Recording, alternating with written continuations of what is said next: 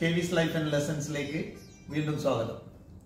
ഇന്ന് ഞാൻ നിങ്ങളെ പരിചയപ്പെടുത്താൻ പോകുന്നത് ഒരു മൾട്ടി ടാലന്റഡ് ആയിട്ടുള്ള ഡോക്ടർ പ്രയൂഷ സജി.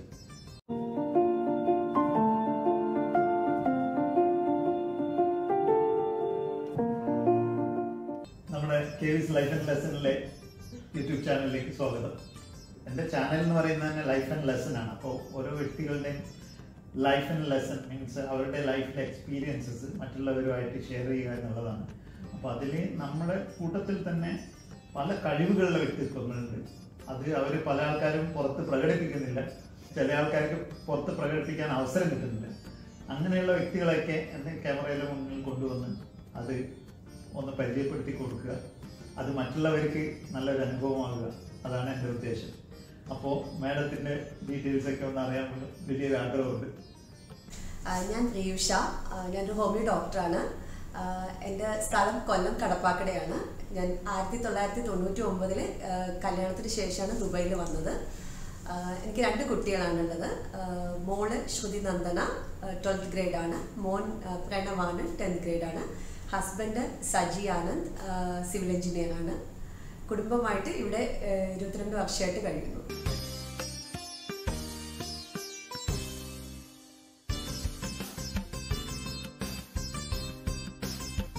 ഡോക്ടർ എന്ന പ്രൊഫഷനിലാണല്ലോ ഡോക്ടർ ഇപ്പോൾ ഇൻട്രൊഡ്യൂസ് ചെയ്തത്.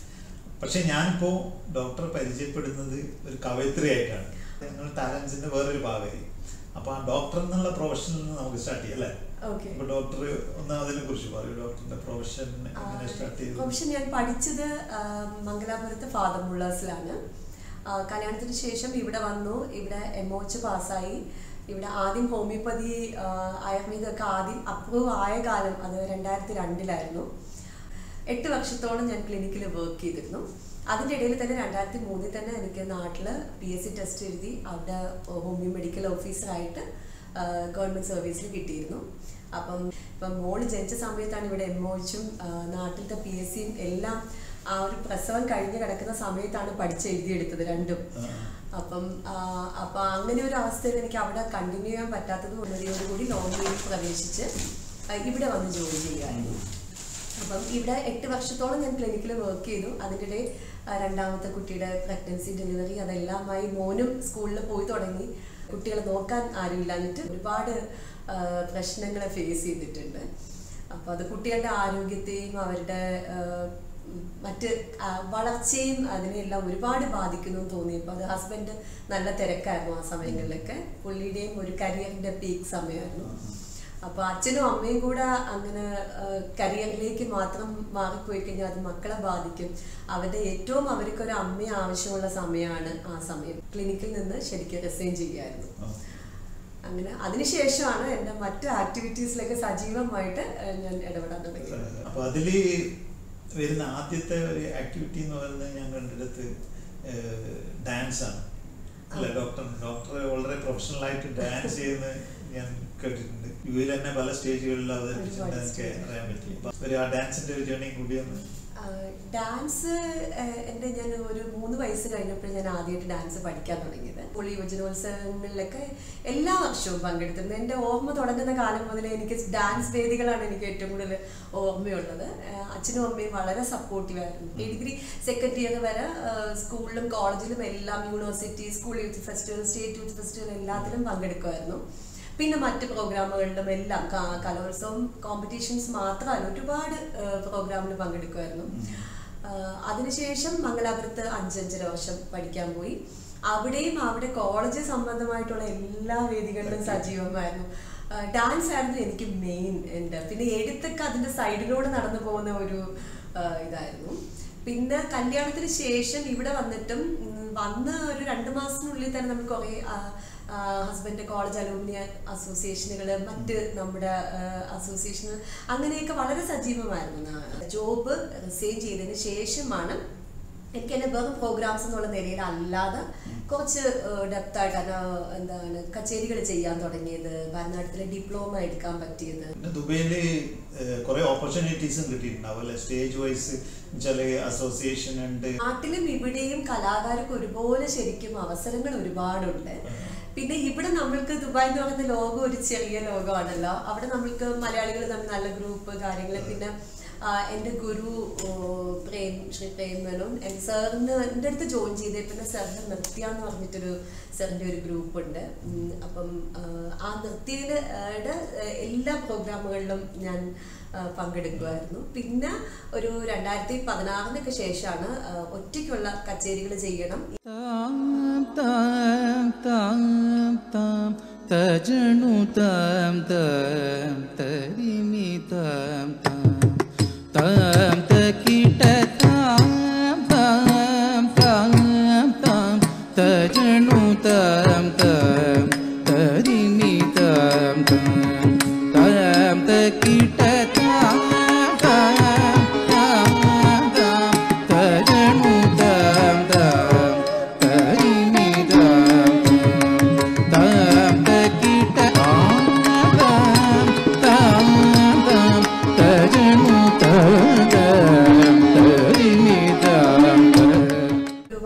Continuous program, 3 hours continuous program, അങ്ങനെ സോളോ പെർഫോമൻസ്. അത് അതിൻ്റെ ശാസ്ത്രീയമായ വശങ്ങളിൽ വെച്ച് ഈ മാർഗം കച്ചേരി എന്നൊക്കെ പറയുന്ന രീതിയിൽ ചെയ്യാൻ തുടങ്ങിയത് ഒരു 2016 ശേഷമാണ്. അങ്ങനെ ഒരു ഇതിൽ സീരിയസ് അപ്രോച്ച് ഇപ്പം കൂടുതൽ അങ്ങനെയാണ് മുന്നോട്ട്. അപ്പൊ ഈ കവിത എവിടെ മുതലാണ് സ്റ്റാർട്ട് ചെയ്തത്? പണ്ട് കോളേജിലൊക്കെ പഠിക്കുന്ന സമയം മുതലേ കവിതകളൊക്കെ കുറിച്ചിടാൻ തുടങ്ങിയിട്ടുണ്ടോ? കോളേജിലല്ല, സ്കൂൾ ലൈഫിലാണ് ഞാൻ എഴുതാൻ തുടങ്ങിയിട്ടുള്ളത്. സ്കൂളിൽ എൻ്റെ ഓർമ്മ ശരിയാണെങ്കിൽ ഞാൻ 5ാം ക്ലാസ്സിൽ 6ാം ക്ലാസ്സിൽ എന്തോ പഠിക്കുമ്പോഴാണ് ആദ്യത്തെ ഒരു കവിത എഴുതിയിട്ടുള്ളത്.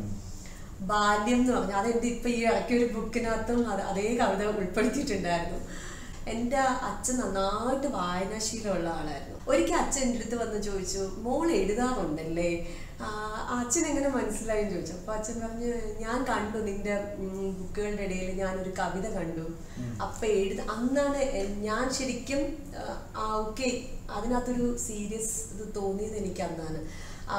അപ്പം അച്ഛൻ പറഞ്ഞ് എഴുതണം, നന്നായിട്ട് എഴുതണം. അച്ഛൻ ഞങ്ങൾക്ക് ശരിക്കും ഒരുപാട് ബുക്സുകളാണ് വാങ്ങിച്ചു തന്നിട്ടുള്ളത്.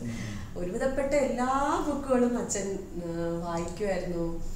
പല ട്രാൻസ്ലേഷൻസ്, അങ്ങനെ ഭയങ്കര ആഴത്തിന് വായനാശീലമുള്ള ആളായിരുന്നു അച്ഛൻ. എന്റെ ചേച്ചി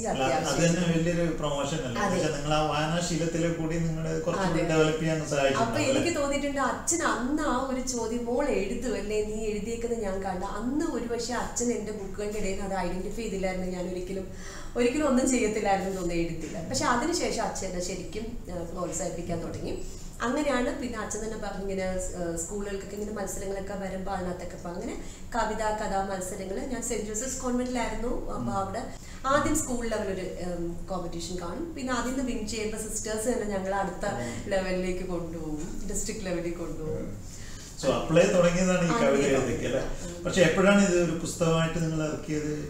പുസ്തകമായിട്ട് ഇറങ്ങാൻ കാരണം അന്ന് മുതലേ എഴുതുന്നതെല്ലാം ഇങ്ങനെ അങ്ങ് സൂക്ഷിച്ചു വെക്കത്തെ ഒന്നും ഇല്ലായിരുന്നു. ചിലത് സൂക്ഷിച്ചു വെച്ചെന്നിരിക്കും, എവിടെയെങ്കിലും ഡ്രോയിക്കുള്ളിലോ കബോർഡിലൊക്കെ ഉണ്ടായിരുന്നിരിക്കും, ബുക്കുകളുടെ ഡയറികളുടെ ഇടയിലൊക്കെ ഉണ്ടായിരുന്നിരിക്കും. പക്ഷെ അങ്ങനൊരു സീരിയസ്നെസ് തോന്നിയിരുന്നില്ല. അതിനെ ഒരു ഡാൻസിനോട് കാണിക്കുന്ന ഒരു സീരിയസ് അപ്രോച്ച് എഴുതണം എന്ന് തോന്നിയിട്ടുണ്ടായിരുന്നില്ല. അന്നത്തെ കാലത്ത് സ്കൂളിലും കോളേജിലും വെച്ചിട്ട് ഏതോ 1-2 മത്സരങ്ങൾക്കൊക്കെ വേറെ പിന്നെയും കോളേജിൽ പോയതിനു ശേഷം അയച്ചു കൊടുത്തിരുന്നു. അതിനകത്തൊക്കെ വിൻ ചെയ്തിട്ടൊക്കെ ഉണ്ട്. പക്ഷെ എന്നാലും അതിനെ ഒരു കാര്യമായിട്ട് എടുത്തിരുന്നത്. ഇവിടെ വന്നിട്ടും ഈ ചില സംഘടനകളൊക്കെ നടത്തുന്ന ചില മത്സരങ്ങൾക്കൊക്കെ പങ്കെടുക്കും.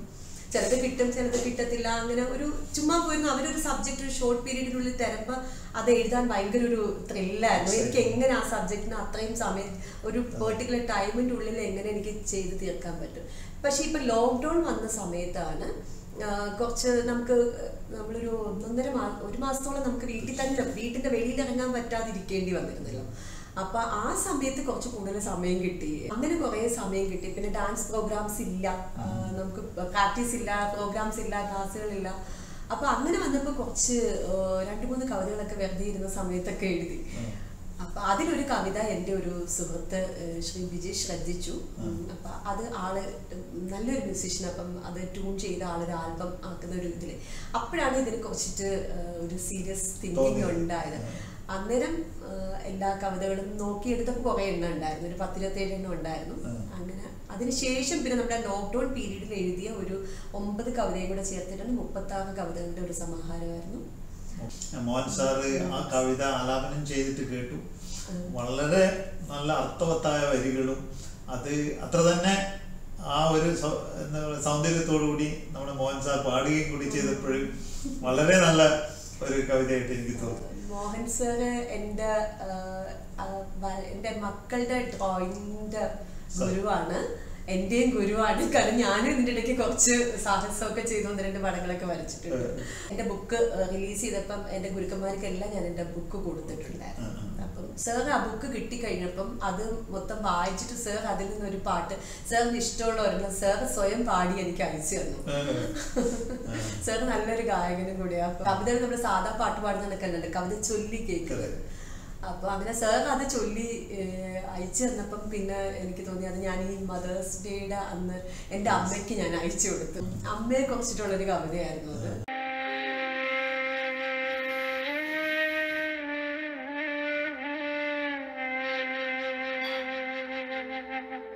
പിറവിക്കു മുൻപെന്നെ ഹൃദയത്തിൽ ചേർത്തു വച്ചൊരുപാടു സ്വപ്നങ്ങൾ നെയ്തതാണെന്നമ്മ.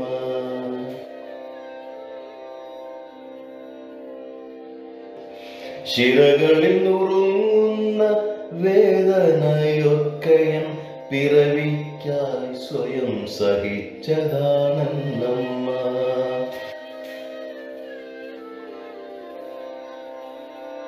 ഇരവുകൾ പകലുകൾ പോകുന്നതറിയാതെ നെഞ്ചോടു ചേർത്തന്നെ കാത്തതാണെന്നമ്മ.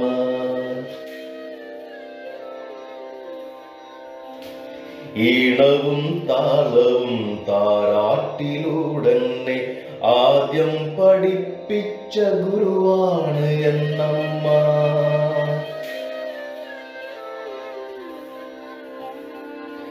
പിച്ചവച്ചിടറി ഞാൻ വീണപ്പോഴൊക്കെയും അരികത്തു താങ്ങായി നിന്നതാണെന്നമ്മ.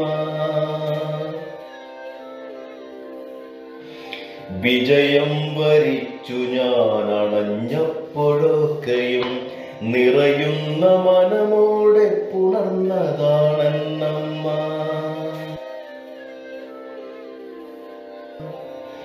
ഇരുൾ വീണു മറഞ്ഞൊരൻ വഴികളി കരുത്തിന്റെ സൂര്യ തേജസ്സു തെളിച്ചതാണെന്നമ്മ. ജീവിത സന്ധ്യയിൽ ഒറ്റപ്പെടുമ്പോഴും പരിഭവം പറയാതെ ചിരി തൂകുമെന്നമ്മ. ജരാനരകളേറ്റിന്നു തളർന്നെന്റെ സാന്ത്വനങ്ങൾക്കായെന്നും കാത്തിരിപ്പെന്നമ്മ.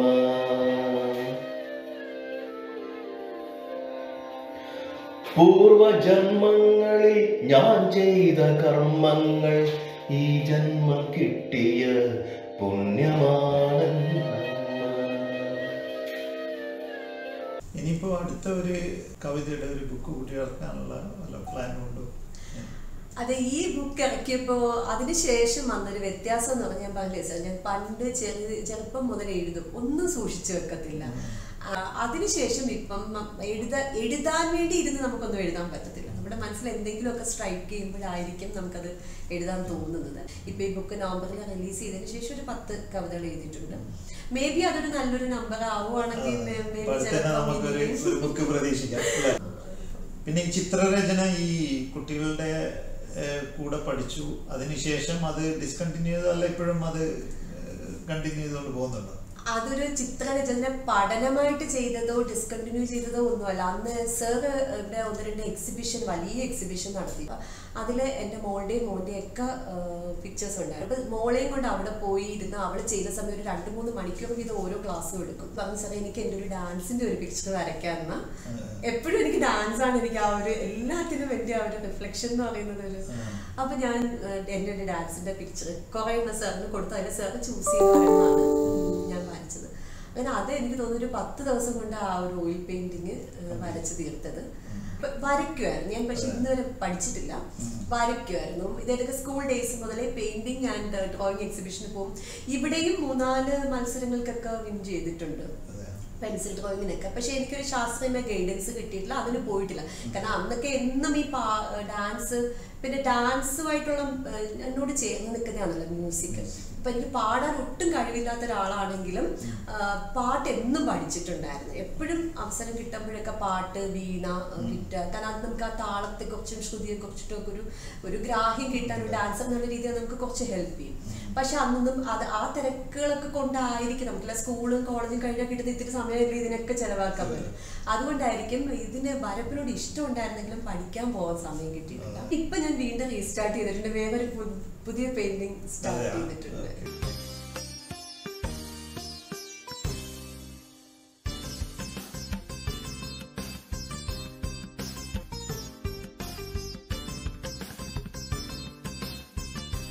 പിന്നെ ഇതിനോടൊപ്പം തന്നെ ഡോക്ടർ യോഗയും കൂടി ഒരു 10-18 വയസ്സ് മുതൽ ചെയ്യുന്നതാണ്. ഞാൻ മംഗലാപുരത്ത് അവിടെ ചെന്ന സമയത്ത് അവിടുന്നാണ് ഞാൻ ആദ്യമായിട്ട് യോഗ പഠിച്ചത്.